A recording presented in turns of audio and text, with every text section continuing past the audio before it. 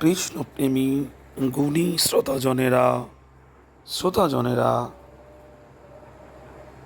আজ একটি সৎ লোকের গল্প শোনাব।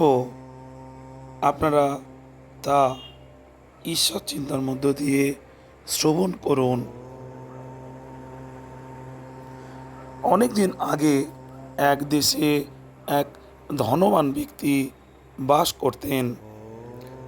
তিনি একটি দেব মন্দির প্রতিষ্ঠা করে দেব পূজার জন্য একজন পূজারীকে নিযুক্ত করেছিলেন। মন্দিরের দৈনন্দিন ব্যয় নির্বাহের জন্য অনেক জমি জায়গা, চাষের ক্ষেত এবং ফল ফুলের বাগান ইত্যাদি মন্দিরকে দান করে দিয়েছিলেন। তিনি এমন ব্যবস্থা করেছিলেন যাতে মন্দিরে যে কোনো ক্ষুধার্ত ব্যক্তি, দিন দুঃখী অথবা সাধু সন্ত যেই আসুক না কেন কিছুদিন ওখানে থাকতে পারবে এবং দেবতার প্রসাদ পাবে। মন্দিরের সম্পত্তি দেখাশোনার জন্য তিনি একজন সৎ এবং যোগ্য লোকের সন্ধান করছিলেন, যিনি মন্দিরের সমস্ত কর্মপদ্ধতি সঠিকভাবে পরিচালনার দায়িত্বে থাকবেন। এই খবর জেনে বহু লোক ওই ধনী ব্যক্তির কাছে আসতে লাগলো, যাতে ওই পদে নিযুক্ত হওয়া যায়, কারণ তারা জানতো ওই পদে বহাল হলে মোটা টাকা মাইনে পাবে। কিন্তু ধনী ব্যক্তিটি তাদের প্রত্যেককেই ফিরিয়ে দিচ্ছিলেন।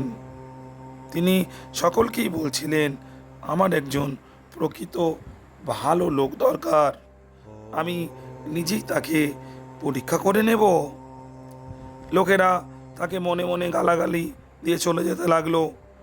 অনেকে তাকে মূর্খ, এমনকি পাগল বলেও মনে করছিল, কিন্তু তিনি ওসব কথায় কান দিচ্ছিলেন না। দেবতার মূর্তি দর্শনের জন্য মন্দিরের দরজা খোলার সময় অসংখ্য দর্শনার্থী বিগ্রহ দর্শনের জন্য আসত।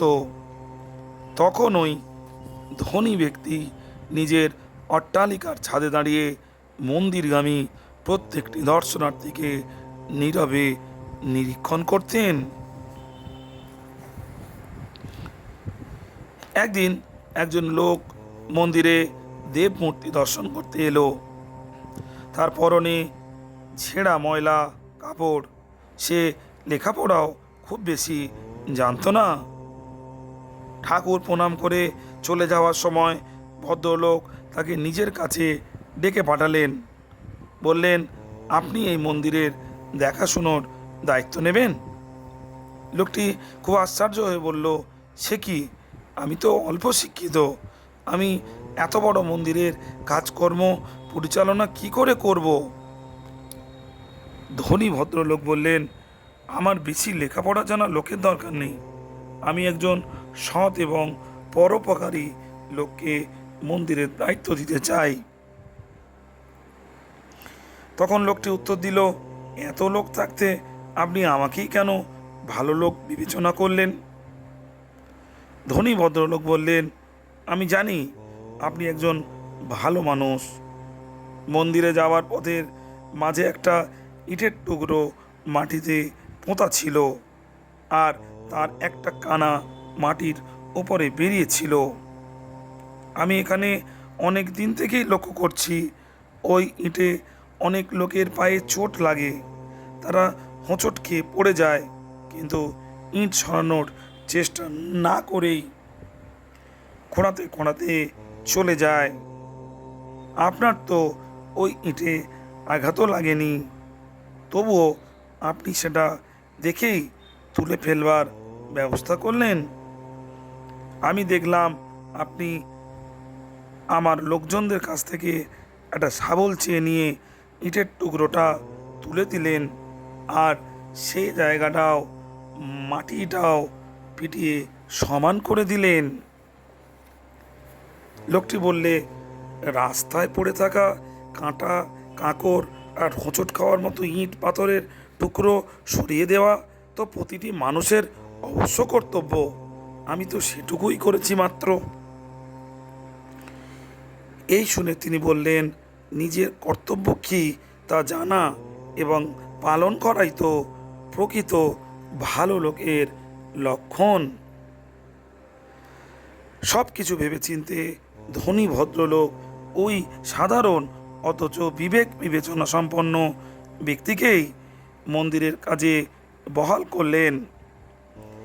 এই কাজ যে কতটা সঠিক হয়েছিল তা পরবর্তীকালে মন্দিরের শ্রীবৃদ্ধি এবং সুব্যবস্থায় প্রমাণ করে দিয়েছিল। কৃষ্ণপ্রেমী গুণী শ্রোতাজনেরা,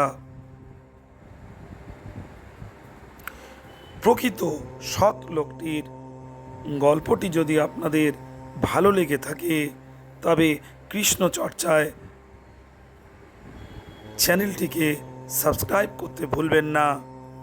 আর ভিডিওটি বেশি বেশি করে শেয়ার ও লাইক করে দিন, যাতে অন্যান্য